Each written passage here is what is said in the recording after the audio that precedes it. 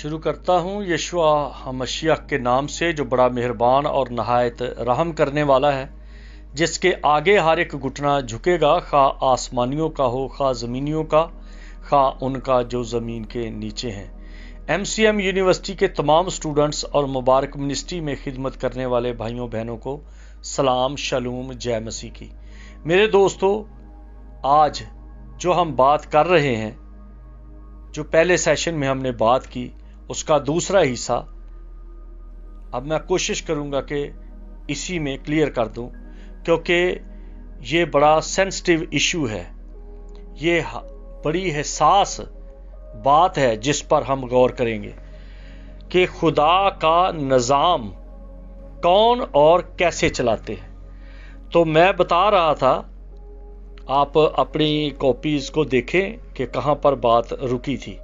تو مجھے یاد ہے کہ بات چل رہی تھی عزازیل کی، کہ جو چٹھی احبار کی کتاب کے مطابق جو عزازیل کے نام پر نکلتی تھی، اس برے کو، اس بکرے کو،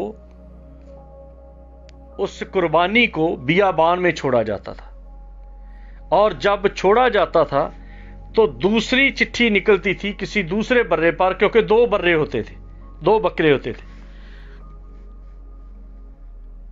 جس پر خدا کے نام کی چٹھی نکلتی تھی اسے ہیکل میں بھیجا جاتا تھا، پھر وہ ہیکل میں آزمایا جاتا تھا، اس کو چیک کیا جاتا تھا، اس کی پرکھ کی جاتی تھی۔ اگر اس کی پرکھ میں کوئی بھی فالٹ نہیں نکلتا تو پھر اسے عید کے دن، عید فصح پہ قربان کر دیا جاتا تھا۔ اب آپ دیکھتے ہیں کہ یوحنا استباغی، یوحنا بپتسمہ دینے والا، زکریا اور الشبہ کا بیٹا،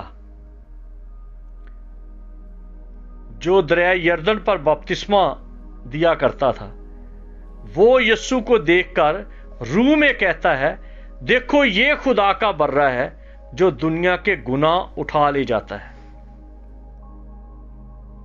اور اس کے بعد یسوع بیابان میں چلا گیا تاکہ آزمایا جائے۔ جب وہ آزمایا جاتا ہے تو 40 دن کے بعد یسوع آ کے تو یہ منادی شروع کرتا ہے کہ توبہ کرو کیونکہ آسمان کی بادشاہی نزدیک۔ جو لفظ توبہ کرو کا مطلب ہے، یونانی میں لفظ ہے میٹانویا، جس کا مطلب ہے مڑ جاؤ۔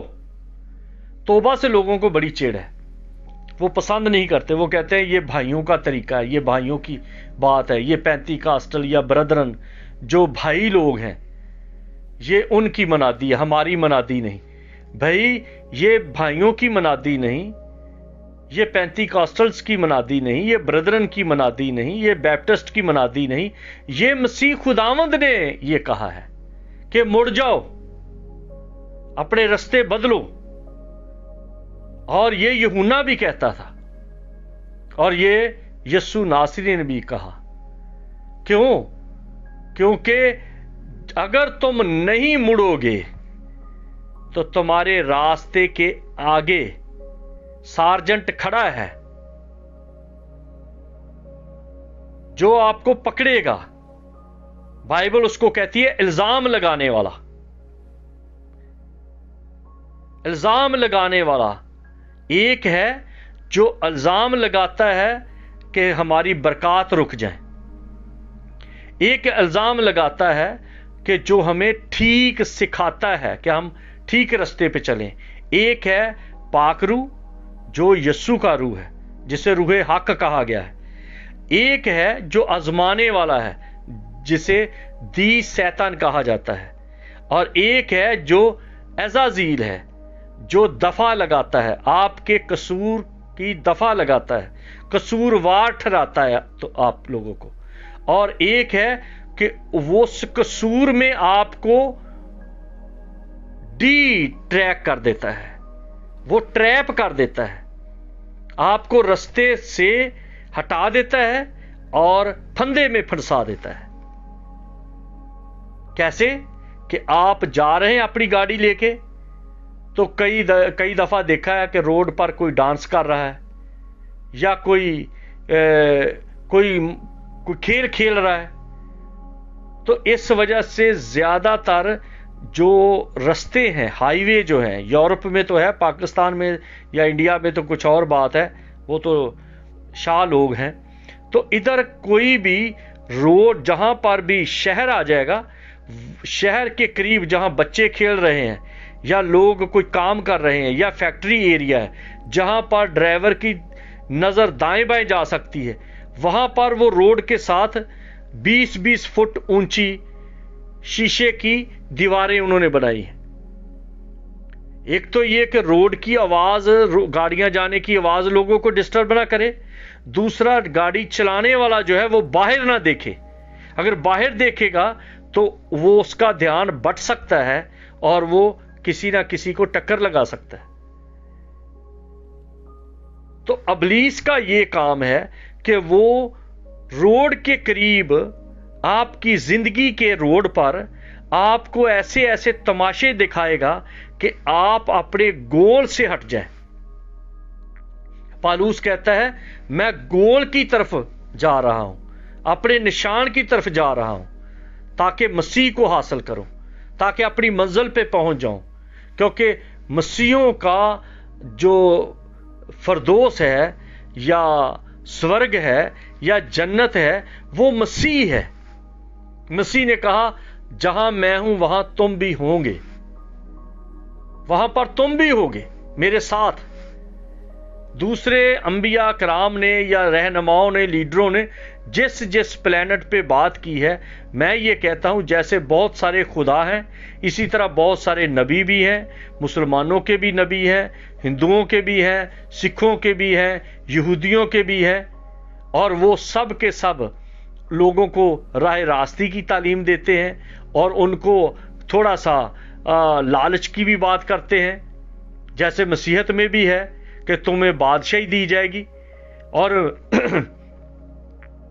ہندوؤں میں کچھ اور ہے، سکھوں میں کچھ اور ہے، مسلمانوں میں ہے کہ تمہیں وہاں پر حوریں ملیں گی. تو یہ ساری باتیں جو ہیں انہوں نے بتائی ہیں، تمہیں یہ ملے گا، تمہیں وہ ملے گا. لیکن جو مسیح نے کہا کہ بادشاہی ملے گی، یہ عبرانی میں ایسے نہیں ہے کہ ملے گی، وہ ہے کہ میں تمہیں بادشاہی دیتا ہوں. اور بادشاہی جو ہے وہ ہے ان کی خدمات، کیونکہ بادشاہی کا مطلب ہوتا ہے اختیار. ایک شخص گیا اپنے گھر سے، یہ بائبل کی سٹوری ہے، کہ وہ بادشاہی کمائے، یعنی کہ اختیار کمائے. چھوٹا سا بھی بزنس ہے آپ کا تو آپ اس کے بادشاہ ہو. آپ اپنی فیملی میں، اپنی بیوی اور بچوں میں بادشاہ ہو. ہسبینڈ جو ہے یہ الگ بات ہے، کئی عورتیں اپنے بندے کو بادشاہ بننے ہی نہیں دیتی. وہ ان کے اندر، مجھے نہیں پتا کہ وہ دی شیطان ہوتا ہے یا ابلیس ہوتا ہے، وہ اس کو سرپرست مانتی ہی نہیں. وہ کہہ دیتی بہ جا تو مینوں پتا ہے. تو وہ ہر وقت وہ اس کو ڈی ٹریک کرتی رہتی ہیں. تو اس وجہ سے یہ جو بادشاہی ہے، مسیح نے کہا میں تمہیں بادشاہی دیتا ہوں. دوسرے کہتے ہیں تمہیں حوریں ملیں گی، کسی کو سورگ ملے گا. لیکن جو عزازیل ہے وہ اس نشان کی طرف جاتے ہوئے آپ کو دیکھتا ہے کہ آپ غلط طریقے سے تو نہیں جا رہے. آپ کا طور طریقہ کیا ہے؟ وہ ایک سارجنٹ کی ڈیوٹی کی مانند ہے. فوراً روکتا ہے اور کہہ دیتا ہے یہ تو نے کیا ہے اور اس وجہ سے اب تجھے یہ خمیازہ بھگتنا پڑے گا. یہ پھٹیک تیری ہے، یہ سزا تیری ہے، یہ تجھے اس میں سے گزرنا ہے. اسی سزا کے بارے میں جب وہ چلان ہو جاتا ہے، دستاویز تیار ہو جاتی ہے، چلان کے فارم پہ سائن ہو جاتے ہیں، دفعہ لگ جاتی ہے، تو پھر رومیوں کے خط میں لکھا ہے کہ پاک روح ہمارے لیے شفاعت کرتا ہے.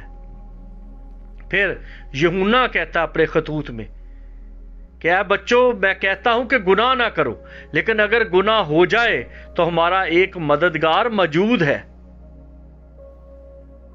پھر یہ ہے کہ جب مددگار موجود ہے، اور رومیوں میں لکھا ہے کہ روح ہماری شفاعت کرتا ہے، رو رو کر آہیں بھر بھر کے شفاعت کرتا ہے۔ پھر ہمیں کلام مقدس میں ملتا ہے کہ اس نے صلیب پر برملا تمام طرح کی سزا اٹھائی اور گناہوں کی ساری دستاویز مٹا ڈالی۔ گناہوں کی یعنی کہ قصوروں کی دستاویز، یعنی کہ وہ تمام چلان جو عزازیل کرتا ہے، کرتا رہے گا، یسوع نے ان سب کا جرمانہ پے کر دیا ہے۔ یسوع نے ان تمام، ہیلیلویا، کہ یسوع نے وہ تمام طرح کے ہمارے فالٹ، ہمارے جرمانے،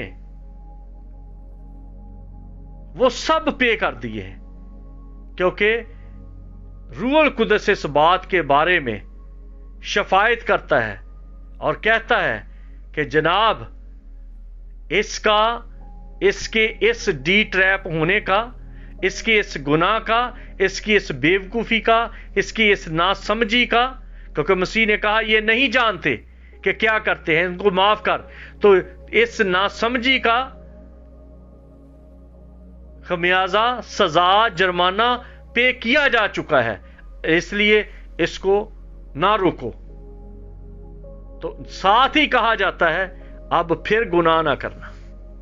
روح کہتا ہے اب ایسا نہیں ہوگا، بار بار ایسا کام نہیں ہوگا۔ ابلیس کا کام ہے ڈی ٹریک کر کے پھنساتے رہنا، کسی لالچ میں، پیسے کے لالچ میں، شہرت کے لالچ میں، خود غرضی کے لالچ میں، خوبصورتی کے لالچ میں۔ کیونکہ کئی دفعہ پادری کہتے ہیں اب ہمیں تو ہمارے پاس کار ہو، ہمارے اچھے کپڑے ہوں، ہمیں کوئی دعوت پہ بلاتا ہے تو ہمیں اتنے 1000 روپے دیے جائیں، پھر ہم جائیں گے۔ پھر وہ جاتے ہیں ایسے کہ جیسے کوئی راستاریے پہلے ہوا کرتے تھے کہ رنگ برنگے کپڑے پہننا، یا گلے میں وہ ایسا سامان ڈالتے تھے پھر پتہ چلے کہ یہ کوئی الگ بندہ ہے۔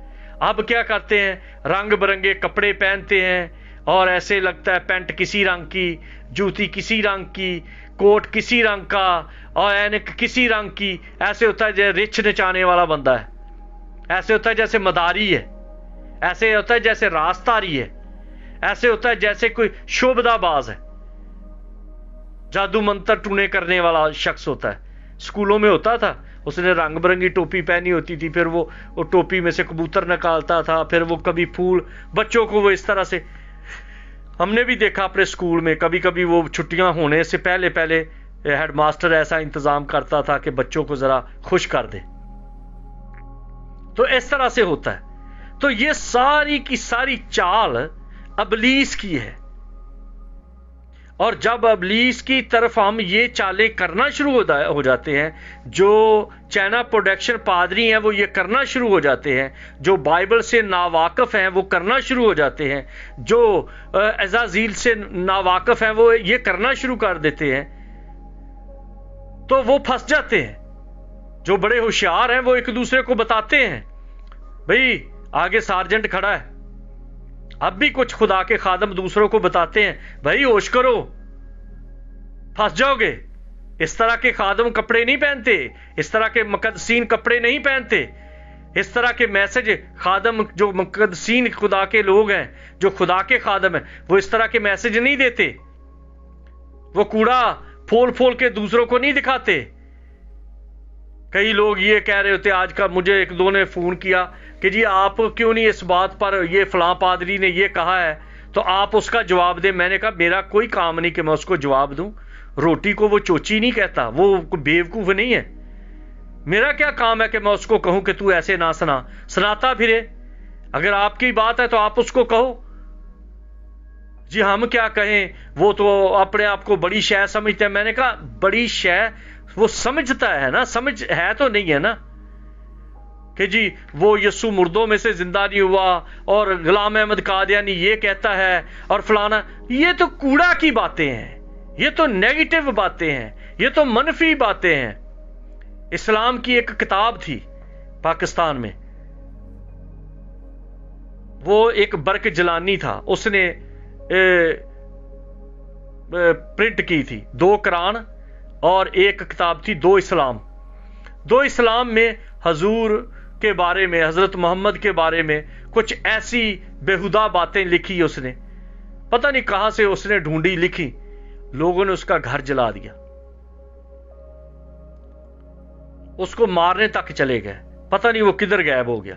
وجہ کہ بھائی تمہیں جو باتیں جھوٹی ہیں یا جو غلط حدیث ہے، تو ان کو کیوں لے کے تو اوپر لوگوں کو بتا رہا ہے؟ تو لوگوں کا دماغ کیوں خراب کر رہا ہے؟ کیونکہ کسی کو بھی کوئی جھوٹی بات کہو یا کوئی بات کہہ دو، کسی کی اولاد کو یہ بات کر دو کہ تیری ماں کے فلاں کے ساتھ تعلق تھے، وہ بچہ بھلے اس ماں سے پیدا ہوا ہے وہ ہمیشہ ذہن میں رکھے گا کہ میری ماں اس کریکٹر کی تھی، یا باپ تیرا ایسا تھا تو وہ بچے ہمیشہ سوچیں گے ہمارا باپ ایسا تھا. اور جو پادری یا بشپ یا علامہ یا ڈاکٹر یا لٹر پٹر جو بھی ہیں یا چائنا پروڈکشن جو بھی ہیں، جو اس طرح کی باتیں کہتے ہیں، یسوع کے بارے میں فلاں یہ کہتا تھا، بھئی تمہیں کس نے کہا ہے؟ کیا تمہارے ساتھ برق جلانی والا حال ہونا چاہیے کہ اگر کسی نے کسی کے باپ کو گالی دی اور تو سب کے سامنے اعلان کر رہا ہے کہ اس نے باپ کو یہ گالی دی؟ شرم آنی چاہیے. تو مسیح کی عظمت بیان کرنے کی بجائے وہ باتیں بتا رہے ہو جو دوسرے لوگ مسیح کے بارے میں انسلٹڈ جملے استعمال کرتے ہیں. کس طرح کے عالم بنے ہو؟